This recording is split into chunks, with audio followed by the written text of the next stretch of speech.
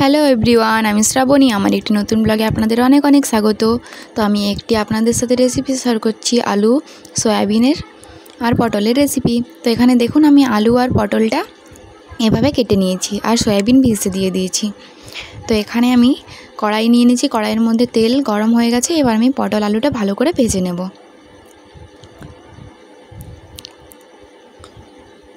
আলু পটলটা ভালো করে ভাজার জন্য আমি এখানে 1 চামচের মতো নুন দিয়ে দিলাম আর 1 চামচের মতো হলুদ গুঁড়ো। তারপরে আমি ভালো করে ভাজবো পটলটা। দেখুন আমি ঢাকা দিয়ে পটলটা ভালো করে ভেজে নিয়েছি। প্রায় আলু পটল সব সেদ্ধ হয়ে গেছে।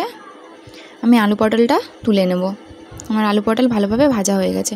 এখানে আমি আলু পটল আর সয়াবিনের সবজির জন্য নিয়ে নিয়েছি পেঁয়াজ কুচি, টমেটো কুচি, কাঁচা লঙ্কা, আদা রসুন বাটা। এখানে আমি কড়াইয়ে তেল দিয়ে তেজপাতা দিয়ে তার মধ্যে পেঁয়াজ কুচিগুলো দিয়ে দিলাম। এবার আমি ভালো করে এগুলোকে ভেজে নেব। দেখুন আমার পেঁয়াজটা ভালোভাবে ভাজা হয়ে গেছে। এবার আমি আদা রসুন বাটাটা দিয়ে দিলাম। আদা রসুনের সাথে পেঁয়াজটাকে ভালো করে ভেজে নেব যাতে আদা রসুনের কাঁচা গন্ধটা চলে যায়। এখানে আমি একটা মশলা বানিয়ে নিচ্ছি। এখানে আমি হলুদ গুঁড়ো দিয়ে দিচ্ছি 1 চামচের মতো আর জিরে গুঁড়ো, তারপর ধনে গুঁড়ো দিয়ে দিলাম আর কাশ্মীরি লঙ্কার গুঁড়ো।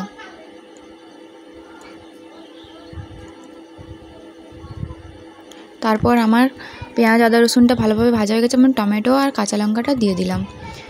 এগুলো একসাথে ভালো করে ভেজে নিয়ে আমি মশলাটা দিয়ে দেবো।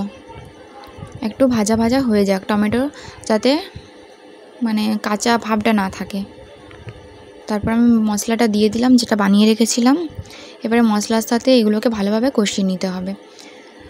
আমি একটু জল দিয়ে দিয়েছি এখানে মশলার মধ্যে, যাতে আমাকে জল ইউজ না করতে হয়।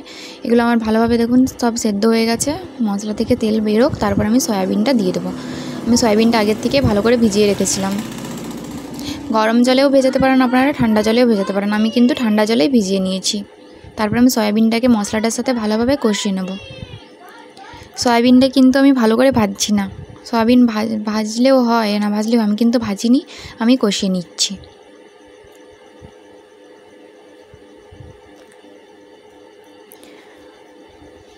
দেখুন আমি সয়াবিনটা কষে নিয়েছি। এবার আমি আলু পটলটা দিয়ে দিলাম।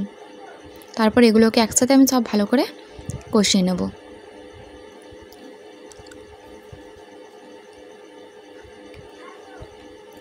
তারপরে এখানে আমি পরিমাণ মতো জল দিয়ে দিলাম। আপনাদের যতটা ঝোল বা লাগা যতটাই করতে চান অতটাই দিয়ে দেবেন। আমি কিন্তু একটু মানে বেশি ঝোল রাখছি না, একটু ঝোল রাখছি। এটা ফুটে যাক আর ভালোভাবে মিশে যাক। তারপরে গ্যাসটা বাড়িয়ে দিয়েছি আমি তার জন্য।